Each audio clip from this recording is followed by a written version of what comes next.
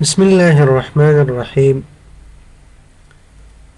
نن موضوع چې دا په ایکسل کې ډیټا ټایپ دی او په ډیټا ټایپ کې چې دا ګیټ اینڈ ټرانسفارم ډیټا ده. ګیټ ډیټا چې دا څه کار کوي، ته غواړې چې ایکسل ته د بهر نور پروګرامونو نه ډیټا راوړې. نو نن به موږ دا وایو، لومړی ګیټ ډیټا فرام فایل کې چې دی فرام ورک بوک دی. زه غواړم چې د یو بل ایکسل ورک بوک نه ډیټا راوړم. مثال زه غواړم فرضاً دلته به راشو، زه به وګورم دا فایل په نوم ورک بوک دی. امپورټ باندې کلیک کوو، زه غواړم چې دې نه ډیټا راواخلم. هغې سره اوس کنیکشن جوړیږي. کله چې کنیکشن جوړ شي نو هغې نه به موږ اوس ډیټا راخلو. دې کې 3 شیټونه دي. ګورئ کوم شیټ نه تاسې ډیټا راخلئ. ریویو هم درته ښایي شیټ 1 نه، شیټ 2 نه، که شیټ 3 نه. زه غواړم مثال دا شیټ 1 نه ډیټا راواخلم. دا مو سلیکټ کړه او لوډ باندې به کلیک وکړو. نو دغه ډیټا چې کومه ده دا به د شیټ 1 نه چې ده راشي دلته موږ سره په ایکسل کې. دا ګورئ لوډ کیږي. ډیټا لوډ شوه. دا موږ راواخیستله د څه نه، د ایکسل نه. دا اوس هغې سره کنیکشن د لینک دی. دا ډیټا موږ راواخیستل. بیا راځو ډیټا ټایپ ته. د ایکسل نه مو راواخیسته. اوس غواړو فرام ټیکس، غواړو چې د یو د ټیکسټي فایل نه موږ ډیټا راواخلو. مثال دلته راځو نوټ پیډ کې ډیټا د تا سره. زه به یو نوټ پیډ راواخلم.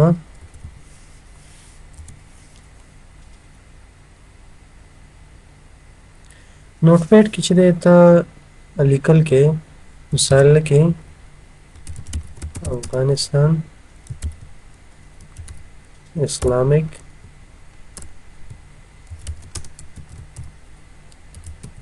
امارات. دا به زه سیف کړم. فایل ته به راشو، سیف باندې به کلیک وکړو او دې نه بعد به راشو ډیسکټاپ باندې به یو نوم ورکړو. مثال فرضاً زه ورته لیکم چې مای فایل په نوم یو نوم ورکوئ چې هر شی وي. دا سیف شو. زه غواړم دغه ډیټا چې ده زه اوس راوړم د ټیکس نه، فرام فایل، فرام ټیکس CSV. دې باندې کلیک کوو. چېرته ده زموږ ډیټا؟ په ډیسکټاپ باندې څه په نوم؟ فایل په نوم. امپورټ کا دې باندې کلیک وکړئ او کله چې کلیک کوئ ګوره هغې سره کنیکشن جوړیږي. کومه ډیټا چې ده دا راغله ته لوډ یې کوئ. لوډ باندې چې کلیک وکړئ ډیټا به راشي ایکسل ته. هماغه ګورئ کوم چې موږ ډیټا وه هغه دلته راغله. بیا راځو ډیټا ټایپ ته. په دې کې چې دی په دې باندې پوه شئ د XML نه راوړئ، همدارنګه فولډر نه راوړئ، شیر پوینټ نه راوړئ. بل د ډیټابیس غواړئ د SQL سرور ډیټابیس نه ډیټا راوړئ. فرام مایکروسافټ اکسس نه ډیټا راوړئ. زه غواړم مثال اکسس کې یو ډیټابیس جوړوم. راځو اکسس ته. اکسس به اوپن کړو. دې کې به یو بلینک ډیټابیس واخلو، کریټ به یې کړو. دا چې دی ډیفالټ په ډاکومنټ کې راځي. دا به زه کلوز کړم. کریټ ته به راشو، ټیبل ډیزاین ته به راشو. دلته به نوم ورکړو. مثال زه لیکم چې ID. دا به په آټو نمبر کې واخلو. مثال لیکم دلته نیم. دا به په شارټ ټیکس کې واخلو. بس دا به سیف کړو. نوم به ورکړو. مثال همدا ټیبل 1 صحیح دی. یس دا مو ورکړ. اوس راځو په دې کې ریکارډ اچو. ویو ته راځو. زه لیکم علي خان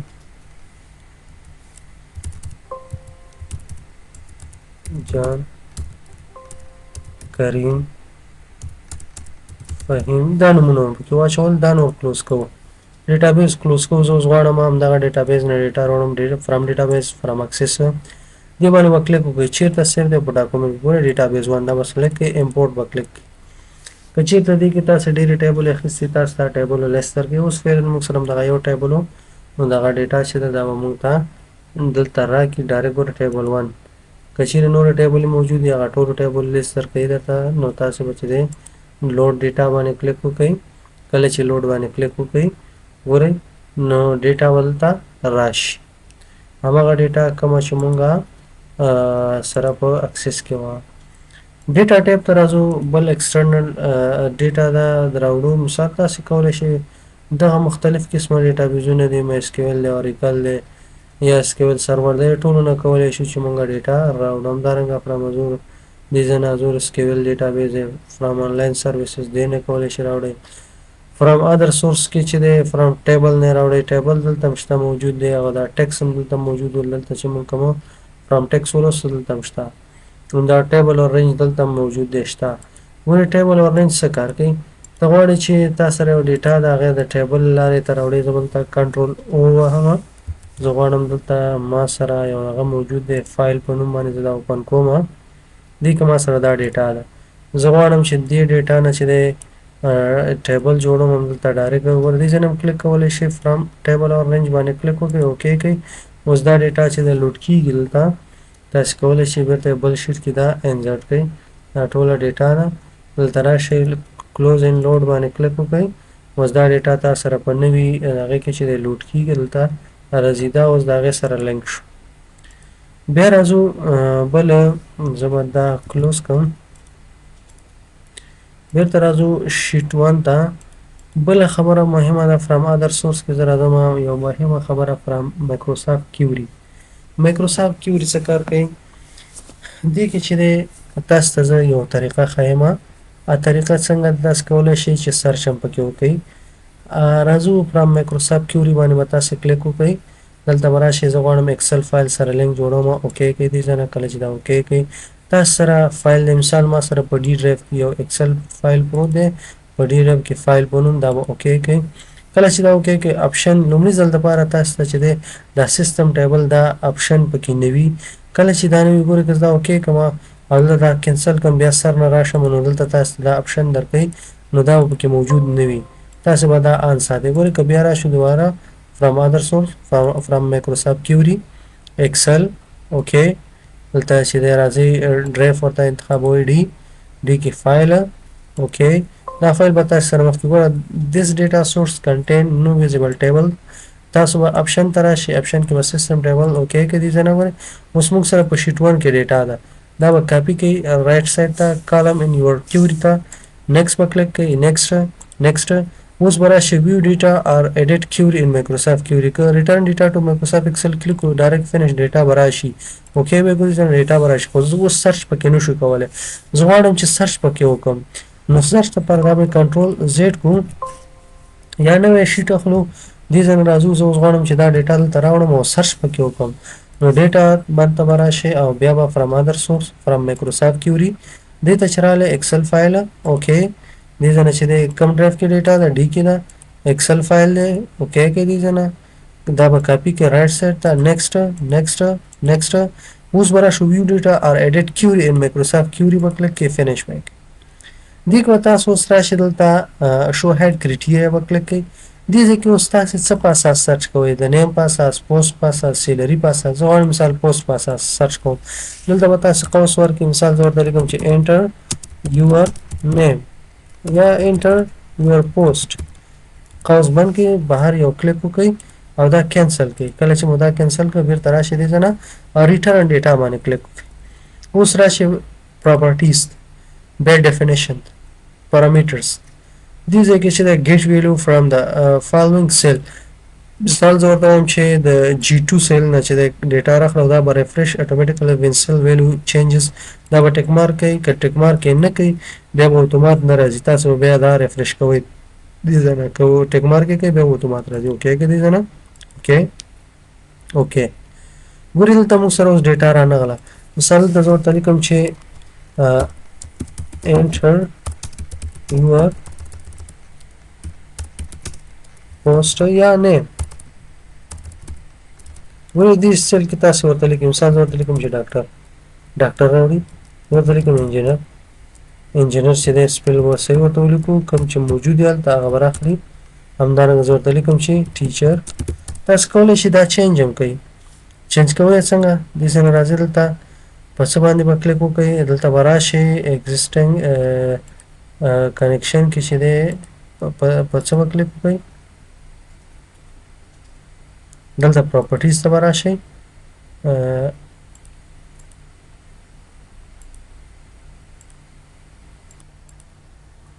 رابشئ دلته اما کوم سیل نه چې تاسو ډیټا اخیستې په هغې به کلیک وکړئ.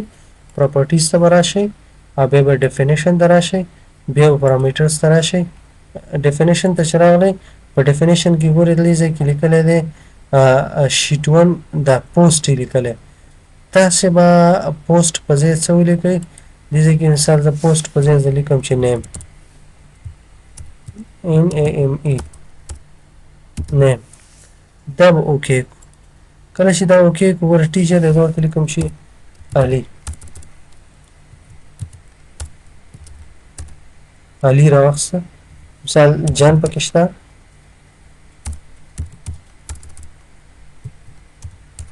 جان به راواخلي خان پکې شته خان به راواخلي نو په دې طریقې سره موږ کولی شو چې کنیکشن جوړ کړو فرام ټیکس هم ولوسته فرام ویب که چېرته تاسو سره انټرنیټ موجود وي دې باندې کلیک وکړئ تاسو کولی شئ چې ډایرکټ د ویب سایټ نه ډیټا راواخلئ هم راخیستلی شئ دلته به یو آر ایل ولیکئ او یو آر ایل نه باید به اوکې کړئ کله چې اوکې کړئ تاسو سره به راشي فرام ټیبل دا هم ولوسته تاسې پوه شئ په دې باندې چې د ټیبل نه موږ کولی شو ډیټا راواخلو او بله خبره دا ده چې دلته که چېرته راشو ګیټ ډیټا کې تاسو کولی شئ آنلاین کې د فیسبوک نه هم راوړی شئ نورو سایټونو نه هم راوړی شئ ریسنټ سورس باندې که کلیک وکړو په نږدې وخت کې چې کوم موږ کنیکشن یې جوړې کړي ګوره ریسنټ سورس د ډیټابیس سره جوړ کړی دی مای فایل سره جوړ کړی دی فایل سره لاګ ډرایو دې شیانو سره چې دی موږ لینک جوړ کړی که دوباره یې ته کنیکټ کړئ کنیکټ باندې کلیک وکړه نو تاسو سره دوباره چې دی هغه اوس بیا کنیکټ کېږي تیار مخکې نه لینک جوړو ریسنټ سورس یې ته کولی شئ ګورئ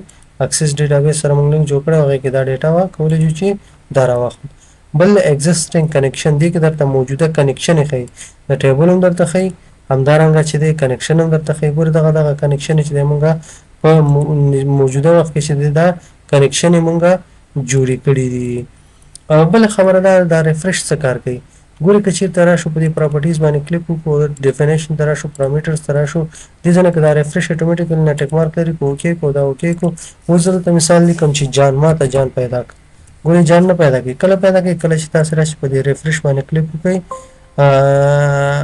او دا اوکې کړئ external table is not the accepted format دا چې دی دا هغه لینک چې کوم دی هغه ختم شوی دی نو ګورئ دلته دوباره اوس ریفرش شو دلته جان راغی مثال زه ورته لیکم چې ما ته پیدا کړه خان ګورئ کله چې سیل ویلیو چینج چې نه راځي که ریفرش باندې کلیک وکړو ګورئ اوس به راشي نو دا زمونږ د نن ورځې درس هیله ده چې پوه شوي یاست